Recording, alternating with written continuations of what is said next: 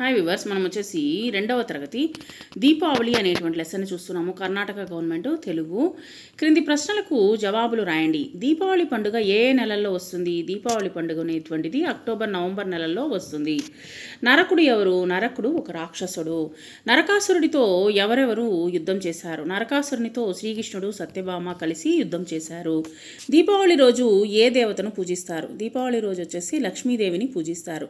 దీపావళి రోజు పిల్లలు ఏం చేస్తారు? దీపావళి రోజు పిల్లలు టపాకాయలు కాలుస్తారు. ఖాళీలకు సరైనటువంటి పదాలతో నింపండి. దీపావళి అనగా దీపాల వరుస. దీపావళి 3 రోజుల పండుగ. నరకుడు ప్రజలను నానా హింసలు పెట్టేవాడు. దీపావళి పండుగ చీకటిని పోగొట్టి వెలుగుతనం నింపుతుంది. క్రింది పదాలను జతపరచండి. ఇక్కడ వచ్చేసి చీకటి అంటే వెలుగు, వ్యతిరేక పదాలు అనమాట. సంతోషం, బాధ. తర్వాత వచ్చేసి జ్ఞానం, అజ్ఞానం, హింస, అహింస అనేటువంటిది వ్యతిరేక పదాలు అనమాట. ఇక్కడ చిన్నటువంటి జతపరచడము. సొంత వాక్యాల్లో రాయండి. ఆనందము. దీపావళి ఆనందాన్ని అందించేటువంటి పండుగ.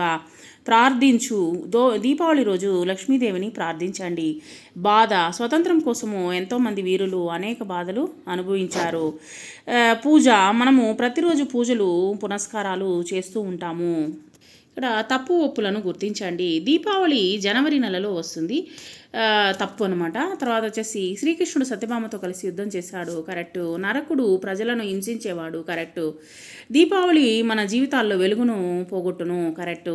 తర్వాత వచ్చేసి అక్షరాన్ని సవరించి పదాలని తయారు చేసి చదవండి, రాయండి. ఇక్కడ వచ్చేసి జిగ్జాగ్గా ఇచ్చున్నారనమాట. వాటిని వచ్చేసి ఆ పదాలను వచ్చేసి సరి చేసి రాయాలి. ఫస్ట్ది వచ్చేసి సత్యభామ, రెండవది వచ్చేసి సంకేతం, మూడవది వచ్చేసి శ్రీకృష్ణుడు, నాలుగవది ఆనందం. తర్వాత వచ్చేసి క్రింది పదాలను చదవండి, రాయండి. హిందువులు, నవంబరు, శ్రీకృష్ణుడు, ఆచరించు. తర్వాత వచ్చేసి సందడి, సత్యభామ, దీపావళి, రాక్షసుడు, సంకేతం, అక్టోబరు, నరకాసురుడు, టపాకాయలు. తర్వాత వచ్చేసి ఇచ్చిన అక్షరాలతో క్రింది ఖాళీలను నింపండి. గద్యం, అర్థం, ముత్యం, పూర్ణం. తర్వాత బొమ్మలు చూసి పేర్లు రాయండి. ఇక్కడ వచ్చేసి కుక్క బొమ్మ ఇచ్చినారు, కప్ప బొమ్మ ఇవ్వడం జరిగింది.